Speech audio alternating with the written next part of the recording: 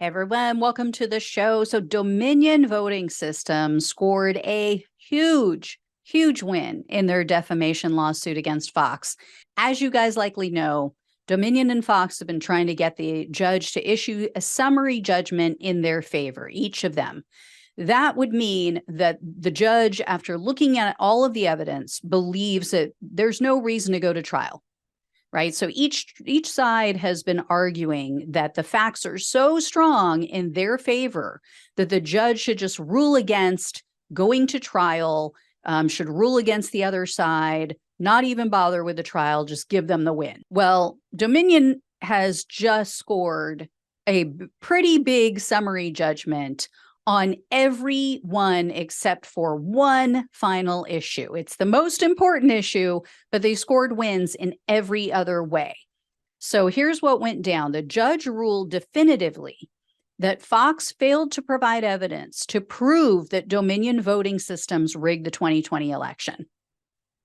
Done. I mean, in a 130-page ruling, Judge Eric Davis wrote in part, quote, Fox failed to meet its burden. The evidence developed in the civil proceeding demonstrates that it is crystal clear that none of the statements relating to Dominion about the 2020 election are true.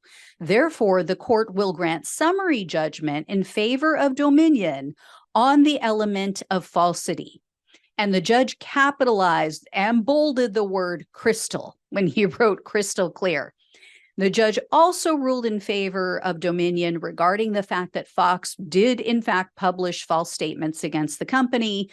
Dominion was also handed a win in regard to defamation per se, which means that under New York state law, statements made on Fox caused Dominion to be exposed to, quote, public contempt, hatred, ridicule, aversion, or disgrace. And those statements injured Dominion, quote, in her or his trade, business, or profession. In addition to all of that, the judge ruled against Fox in their arguments of neutral reporting and fair reporting privilege, because Fox had claimed, oh, we have a duty and a right to report on anything that's newsworthy and anything that's of public importance. So the judge was like, no, you don't. So to sum this all up, Dominion won on all arguments, with the exception of actual malice. Fox has won on nothing. They've won not a single issue. So this means that the only defense that Fox can lay out in court now is actual malice.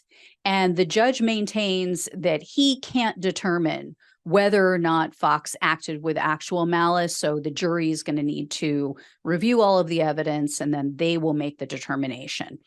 And actual malice is what's necessary to prove that Fox willfully defamed Dominion.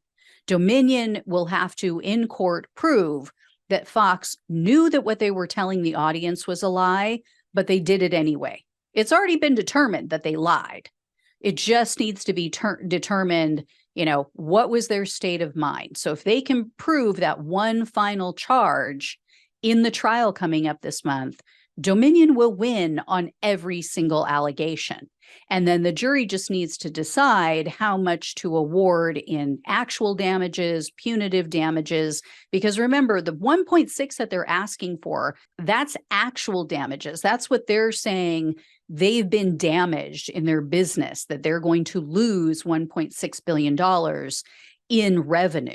But the jury can award them punitive damages, which is basically like slapping Fox on the wrist or slapping him in the face, more likely, and saying, this is your punishment, don't do this again. So this is monumental because it tells the jury that Fox is guilty of most of what they're accused of doing, right? So state of mind and motive are really all the jury needs to determine. And there's a ton of written evidence, as I've shared with you guys, to prove their guilt. I will be shocked if the jury doesn't rule in Dominion's favor. Because, I mean, it's in black and white. You've got people out there who are saying this is false. I mean, Fox's own brain desk or brain department, whatever the hell they call it, warned them that these allegations against Dominion were false in their estimation, and they just continued to allow their guests to spew it out. You know, there was even stuff that came out over the weekend about how they had I think it was November, shortly after, like 2 weeks or so after the election, they had banned Giuliani, Sidney Powell, and Jenna Ellis from coming on Fox. But then, because they saw their numbers going down, because they saw Newsmax taking over their audience and luring them over with all of the election fraud conspiracies, they did a 180. They started going in the other direction again. So for them to prove that they didn't know is going to be really, really tough.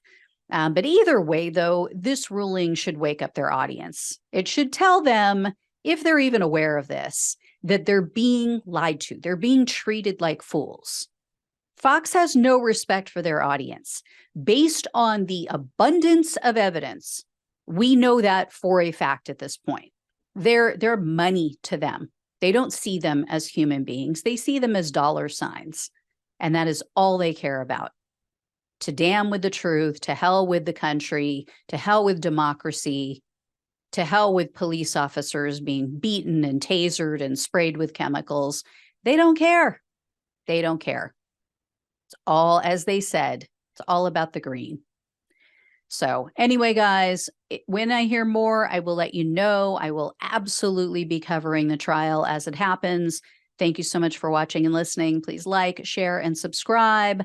Please donate if you can. It all truly helps to keep the show going. It means so much to me. Take care, and I'll talk with you soon.